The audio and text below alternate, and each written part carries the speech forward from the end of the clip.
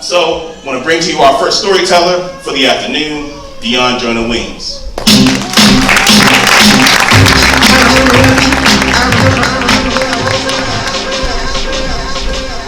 Have you ever wanted something so badly, but the fear of everything that you don't know is paralyzing? For more than 15 years, I was an executive in corporate America. Married, 3 children, a mortgage, and I had just handed in my letter of resignation without a piece of a job waiting for me. The gravity of this emancipation didn't hit me until later that night. Serena Williams was playing in the US Open, and there had been word that an altercation had happened on the court. So pulled out my phone, found a video, push play. Immediately, I was triggered. Serena had received what she believed to be an unjust penalty when she took up for herself and expressed her frustration, as many white male players have done before her. She was penalized again! This #1 women's single champion, 23 Grand Slam winner, she was me. As an empath, I could feel her energy. I knew her pain. Show me a black woman in America who hasn't had to fight against an unjust penalty. I'll wait. You owe me an apology. I've never cheated. I have a daughter and I stand for what's right for her. I didn't realize how traumatized I was being a black woman in corporate America. Serena's declaration weighed down on me like metal chains, shackled onto African kings and queens as they're herded like animals and stockpiled into the belly of slave ships. I fell down on my knees, crying on the kitchen floor. I remember I could hear the faint sounds of my children upstairs playing their tablets.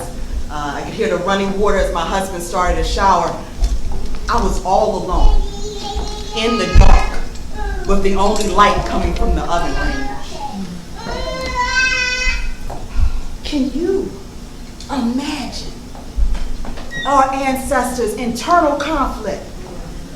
Being kidnapped from your homeland, packed like cargo on ships, auctioned off like objects, forced to work in the field and then be told that you're finally free. But you don't know where to go or what to do. On that floor, I was in the middle of a mental rebellion. I can still hear the water crashing like the seas of the Middle Passage. I rocked myself back and forth, trying to contain my anger. The rage was building in the center hollow of my chest and getting caught in my throat. I cried out. See, growing up in the 80s, I was constantly cautioned by my family and friends, the people who loved me most. They told me that my best would never be good enough. I'll always have to work 10 times harder than my white counterparts to get 10 times less. And whether we're talking about the strict black codes of 1865 or the talk we have with our black boys in 2021, you know what they say, right? The more things change, the more they stay the same. Yes, ma'am, sir. No matter how much vacation and personal days I never took, no matter how many promotions and raises I was overlooked, I just worked harder. I held back my tears. I sacrificed more. Even when the finishing line would be moved just as I was breaking the tape, I just dug deeper and I ran faster. All the while losing a little bit of myself each and every time.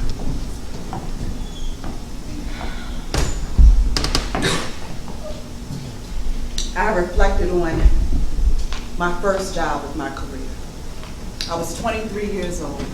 I recently graduated from Morgan State University, a historically black college here in Baltimore. Yes! I was happy, energetic, ready to take on the world. I was working at one of the top ad agencies in the city, the youngest and only black person in the firm. Everyone was older than me by like 15, 30 years. I remember complaining to my supervisor. Let's call him Todd. I shared concerns with Todd about one of the executives, a 30-something-year-old white woman who was cold and dismissive of me and all of my ideas. I told him that I believed that she wasn't comfortable working with black people, specifically strong black women. Do you know, in the next breath, I was mansplained with great privilege about the proper use of the race card and how I can't use it because he, of all people, knows what it feels like to be discriminated against. You know, as a gay white man.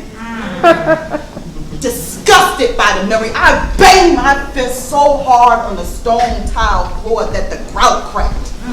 But my tears kept falling. I was hyperventilating. I felt like I had a vice grip tied around my head. My eyes bulged. I could feel the blood pulsating in my temples. I was losing it. Did I really think I had the power to walk away? The chains around my ankles were laced by the years of having a double dutch, the double standards that I held against black women.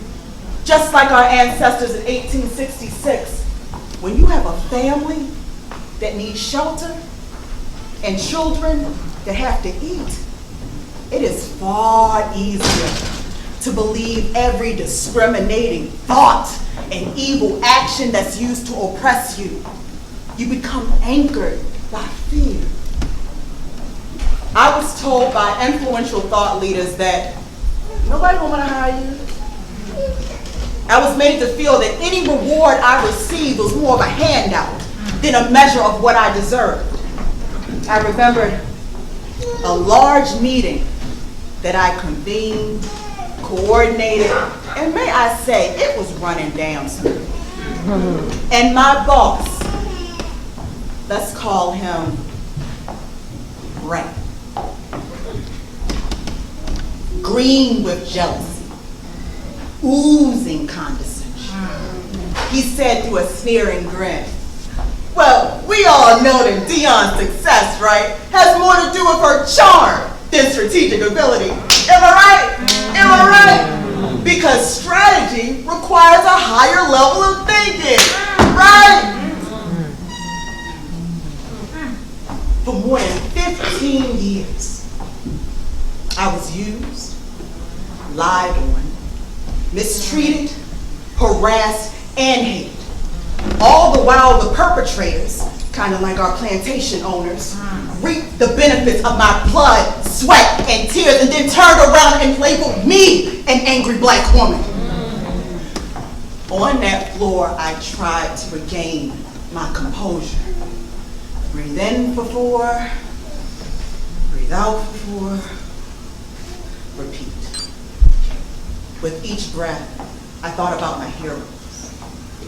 Harriet Tubman had broken chains and escaped to freedom. Surely I can handle this. Storm from X-Men? She maintained her regalness and could control the environment around her. Okay, the Wakandan black female general, she was badass, strategic, and principled. The kitchen felt brighter. I've always found it interesting that the longer you stay in the dark, the more your eyes adjust to find the light. Like Serena, standing in front of millions and demanding her respect, I broke my final chain. I forced myself to be present on that floor. I summoned the strength of my ancestors who fought back against oppressors.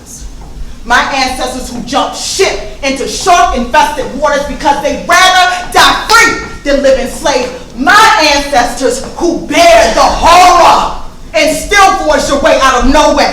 Their spirits were ignited in me. When I stood up, I had my North Star, and I've been following it ever since.